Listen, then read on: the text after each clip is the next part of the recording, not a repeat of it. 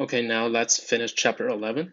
In last video, we talked about how to hedge exposure to payables, which means if you want to pay a certain amount of money to your suppliers in another country, you want to get off the risks associated with the payables, you want to hedge. So in this video, we're going to talk about how to hedge exposure to receivables.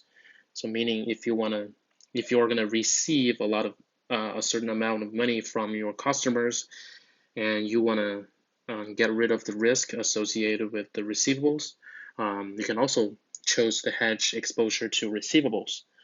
Um, Very similarly, we have three techniques that are available to hedge receivables. The first one we have is forward or futures hedge. Um, the second one we have is money market hedge. And the third technique is currency option hedge. Let's start with forward and futures hedge. So forward and futures hedge allow the MNC to lock in the exchange rate or the price at which it can sell a specific currency. Usually this specific currency is the home currency. Sorry, the specific currency is the foreign currency. Because you're gonna receive a certain amount of foreign currency in the future, so you want to sell that foreign currency to convert that back into your home currency. One way to do that is you can enter into a forward or futures contract um, to lock in the price you can sell. As usual, the futures rate is pretty much the same as the forward rate. The only difference between the forward contract and the futures contract is that the futures contracts are standardized and would be purchased or sold on an exchange, while the forward contracts are usually purchased and sold on the over-the-counter markets. Let's take a look at an example. So Dunder Mifflin is a US-based MNC that will receive 200,000 Swiss francs in 6 months. It could obtain a forward contract to sell 200,000 Swiss francs in 6 months. The 6 month forward rate is 0.71 US dollars per Swiss francs, the same rate as currency futures contracts on francs. It means that the futures rate and the forward rate are the same. If Dunder Mifflin sells Swiss francs 6 months forward, it can estimate the amount of dollars to be received in 6 months. Recall that when we talked about the payables, we talked about cash outflows because you want to buy a certain amount of foreign currencies and to pay your debt. And here, when we talk about receivables, here the cash outflows are also the cost. When we are talking about the receivables, we are talking about cash inflows. So here we have cash inflow equals to the receivables times the forward rate. So in this example, Dunder Mifflin is going to receive 200,000 Swiss francs, and the forward rate is 0.71. 200,000 multiplies by 0.71, which gives us 142,000 US dollars. So this is the amount of money Dunder Mifflin is guaranteed to receive in after 6 months or today. So this is a guaranteed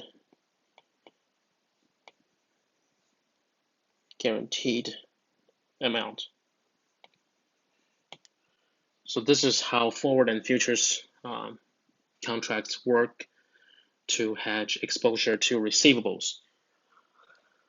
And the second technique or method we talked we're going to talk about is the money market hedge.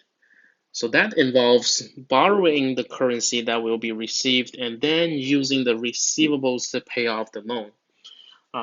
Basically, it means that you can borrow a foreign currency and you convert that foreign currency into your home currency and you deposit that home currency in your bank account. And how are you going to pay off your debt? Well, you're going to receive a certain amount of money in, for example, 6 months. So you can use that receivables to pay off the loan. So this is how money market hedge works. So if a firm prefers to hedge receivables without affecting its cash balances, then it must have two money market positions. So remember, when we are talking about money market hedging, there will always be two positions. First, you borrow funds, and then you enter into a short-term investment. Let's take a look at an example. I think that's going to better show you how money market hedging works. So recall that Dunder Mifflin will receive 200,000 Swiss francs in 6 months. So this is the same. Assume that it can borrow funds denominated in Swiss francs at a rate of 3% over a 6-month period. The amount that it should borrow so that it can use all of its receivables to repay the entire loan in 6 months is this is how we calculate the amount to this is the amount that Dunder Mifflin should borrow. Why we use 200,000 Swiss francs divided by 1.0.03? The reason is that so this is the amount of money that Dunder Mifflin is going to receive in 6 months, and this is the interest rate it can borrow.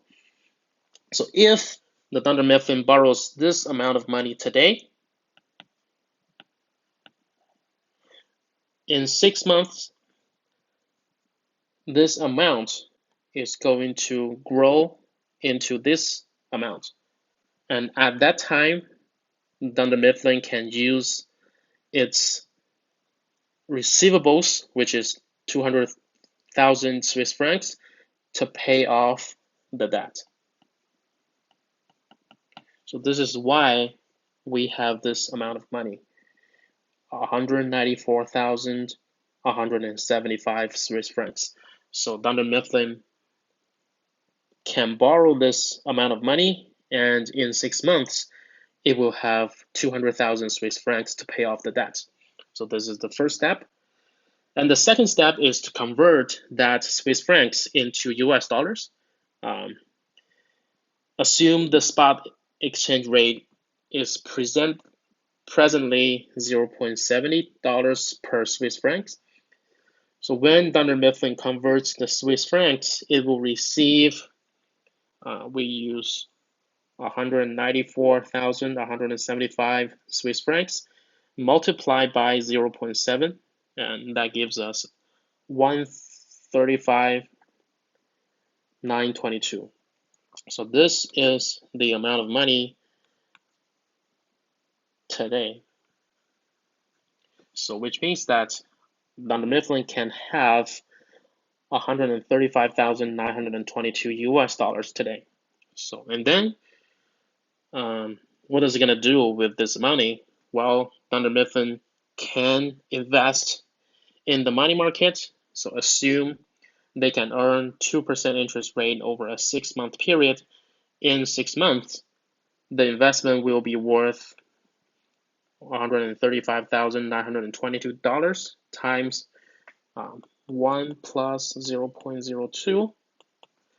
So this is the interest rate, and that gives us $138,640. So this is going to be the cash inflows in 6 months. And this is also guaranteed. And somebody may ask, then what about the debt? So as I talked about earlier, they can Dunder Mifflin can use its receivables to repay the entire loan in 6 months. So now, next, let's take a look at the third technique we're going to learn, which is the put option hedge. Remember when we were talking about payables, we have the call option hedge. So here we have put option hedge. So put option provides the right to the owner to sell a specified amount of money at a specified strike price by a specified expiration date. Remember, this put option only provides the right, so this is not an obligation. And what the put option can do is that it can lock in the minimum amount that a firm would receive when converting the receivables into its home currency. And it does not obligate its owner to sell the currency at that price. So what does it mean? Well, let's use an example to illustrate. Before that, we're going to know the cost. We have to know the cost associated with the put option. So the cost is not known with certainty at the time of the purchase. Known once receivables are due and spot rate at the time is known. So the cost, I don't think it's good to call this the cost. I believe it should be called the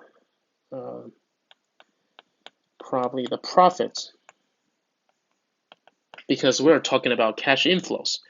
So that's I think it's better to call it the profit. Well, the profit is equal to the price received for the currency and minus the put premium. So let's take a look at an example. Recall that Dunder Mifflin considers hedging its receivables of 200,000 Swiss francs in 6 months. It could purchase put options on 200,000 Swiss francs so that it can hedge its receivables. Assume that the put options have an exercise price of $0.72 per Swiss franc, a premium of $0.02, and an expiration date of 6 months from now. So how do we decide what is going to be the cost? No, what is going to be the profit? Well, again, the profit is not known. We can use a graph to show the profit. Remember, this time we call this profit because you are going to receive money. There will be cash inflows, so that's not a cost usually. So on the y-axis, we have the cash received. Of course, it is after deducting the option premium. So this is cash received. This is also we can call this the profit. And on the x-axis, we have the spot rate.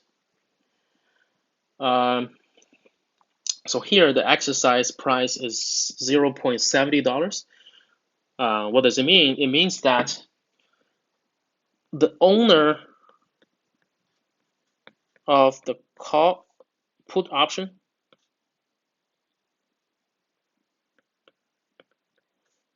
can sell Swiss franc at the price of 0.70. So this exercise price gives the owner of the put option the right to sell at this price. So again, we're gonna divide this graph into two parts. So if the spot rate is less than 0.70, for example, if it's here, of course, the owner of the put option will exercise the option and to sell the Swiss franc at the price of 0.70, right? Because if, for example, the spot rate is 0.75 and I can sell it at 0.70, of course I will do that. I will go ahead and sell it at 0.70. So what is the price? What is the profit? Well, you can sell at 0.70, but don't forget that you purchase the put option at a premium of 0.03, right? So here your profit should be 0. Or the cash inflow should be 0.60, sorry, 0.67. So this is going to be your cash inflow. You can sell it at 0.70, and of course you have to pay 0.03 US dollars for the put option. So overall, your cash inflow is going to be 0.67. Well, if the spot rate is higher than 0.70, of course, as the owner of the put option, I would be better off to let the option expire and to sell the Swiss franc on the spot market at the spot rate. For example, if the spot rate is 0.75, well, if I'm going to exercise the put option, I can only sell the Swiss franc at the price of 0.70. Of course, I'm not going to do that. Instead, I'm going to let the option expire, and I'm going to sell the Swiss franc at the spot market at the spot rate. So what is going to be my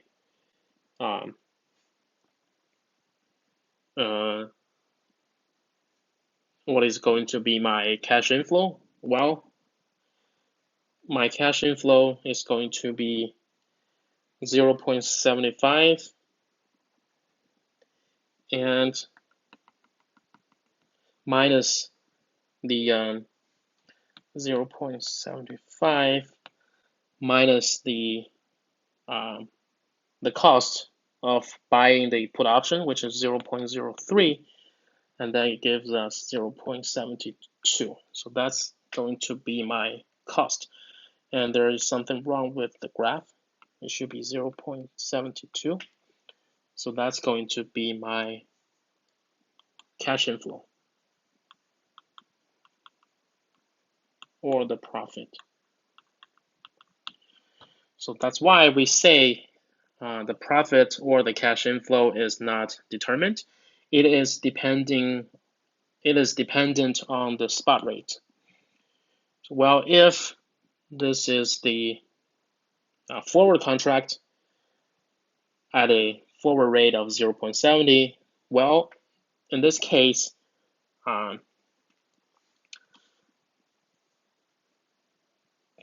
the cash inflow or the profit of a forward contract is going to be this. It is going to be a horizontal line at 0.70 US dollars, because in this case, if we're doing forward or futures hedge, the cash inflow is guaranteed.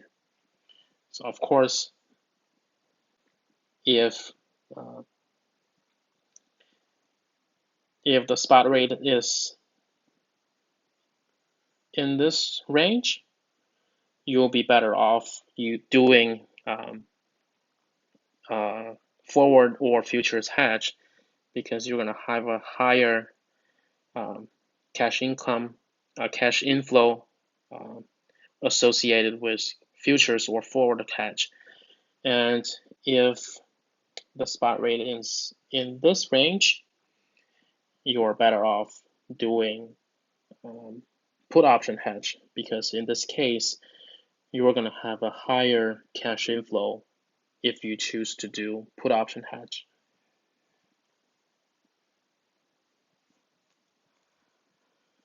So of course, an MNC can incorporate its own forecasts of the spot rate at the time receivables are due, so that it can more accurately estimate the cost of hedging with put options. So what does it mean? In this case, we're going to introduce the probabilities. Excuse me. So for example, Dunder Mifflin considers purchasing a put option contract on Swiss francs with an exercise price of 0.72 and a premium of 0.02.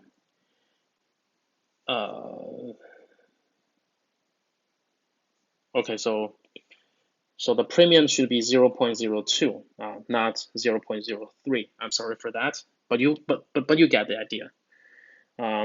You just change the premium from 0.03 to 0.02. And it has developed the following probability distribution for the spot rate of the Swiss francs in 6 months. So Dunder Mifflin expects that there will be 30% probability that the spot rate will be 0.71 and 40% probability that the spot rate will be 7.74. And there will be 30% probability that the spot rate will be 0.76. So how do we decide what is the cash inflows, the total cash inflows associated with the put option hedge? So now, again, we have 3 scenarios. Scenario 1, there is 30% chance that the spot rate will be 0.71 and 40% chance the spot rate will be 0.74, and there will be 30% chance that the spot rate will be 0.76, and the premium is going to be 0.02. So remember, the exercise price of the put option is 0.70.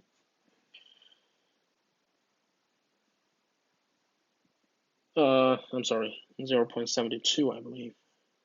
Yeah, 0.72. It is 0.72. So when scenario 1 happens, well, Dunder Mifflin can sell the Swiss francs at the price of 0.72 because it's going to be higher than the spot rate. Of course, they're gonna sell at the higher price, which is going to be the put option, the exercise price.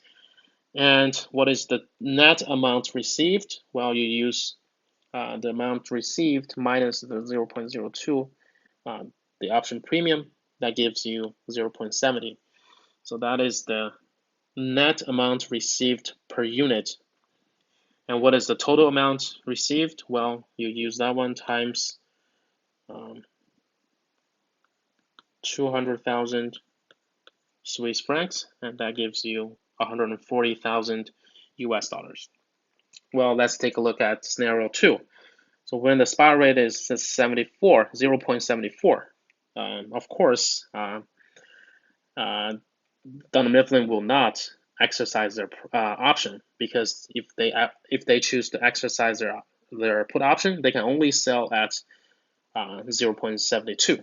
While at this time the spot rate is 0.74, while they can the rational choice is to let the option expire and to sell the Swiss franc at the spot market. So in this case, they can sell the Swiss franc at the spot rate, which is 0.74, and minus the premium, which is 0.02, and that gives 0.72. So this is net amount received per unit, and times 200,000 units of Swiss francs. That's going to give you 144,000 US dollars. again, same thing applies to scenario 3. If the spot rate is 0.76 and Dunder Mifflin will let their put option expire, and they're going to sell Swiss franc at the spot rate, which is 0.76 minus the premium, and that gives you 0.74 per unit times the total unit, which is 200,000 Swiss francs, and that gives you 148,000 US dollars. So this is going to be the total cash inflows. And we can see that the cash inflows are going to be dependent on the spot rate. So well, let's compare the techniques. The cost of the forward hedge or money market hedge can be determined with certainty. We use cash inflow. We do not use cost here. The cash inflows of the forward hedge or money market hedge can be determined with certainty, while the currency put option hedge has different outcomes depending on the future spot rate at the time receivables are due. Well, we can use a graph to show that. First, let's take a look at an example. So first, assume we have forward hedge. We can sell franc 6 months forward. So the cash inflow in 1 year is going to be in 6 months. It's not 1 year. It's going to be the receivables times the forward rate.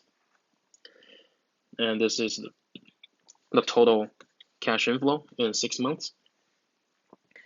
And second, if we want to do money market hedge, first we borrow Swiss franc, and then we convert into US dollars. We invest US dollars into the the money market, and then we use the total receivables to repay the loan.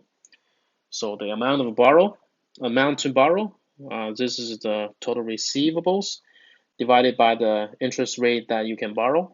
So that gives you the amount of money that you can borrow. And second, you convert this amount of money into US dollars, and then you invest this amount of money for 6 months. So the total cash inflows is going to be 138,640 US dollars, and it's also guaranteed. Third, if we choose to do put option hedge, and this is going to be the total cash inflows, and of course, this is going to be dependent on the future spot rate. Now we can use a graph to show all the comparisons of different techniques to hedge. So first, if we want to do forward hedge, we're going to have there's going to be 100% probability that we're gonna receive 142,000 US dollars in 6 months. Again, same thing happens to money market hedge. We're gonna have 100% probability that we're gonna receive 138,640 US dollars. But if we want to do currency put option hedge, well, there's going to be 30% that we're going to receive 140,000, and there is going to be 40% that we're going to receive 144,000, and there's going to be 30% probability that we're going to receive 148,000 US dollars. And if we choose to do nothing, well, this will be dependent solely on the spot market, the future spot rate. Well, we have 30% probability that we're going to receive 142, and 40% probability that we're going to receive 148, and there is 30% probability that we're going to receive 152,000 US dollars. So the last thing, we can evaluate the hedge decisions using the real cost of hedging. So the real cost of hedging is the cash received if not hedged minus the cash received if hedged. So if we do not hedge, we're going to receive 150,000 US dollars. And if we hedge, we're going to receive 144,000 US dollars. So the total cost should be 6,000 US dollars, which means that if we do hedge, we're going to lose 6,000 US dollars. But who knows, right? There's going to be a risk if you do not hedge. So what if the cash received, if you've not hedged, is going to be way lower than 144? Then we're better off if we had hedged. So this is a summary of the hedging techniques. On the first column, we have different techniques. We have futures hedge, forward hedge, money market hedge, and currency option hedge.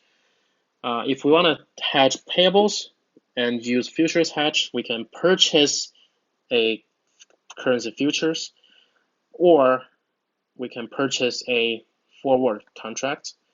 And if we want to do money market hedge, we can borrow local currency, convert into the foreign currency, and invest in the foreign market.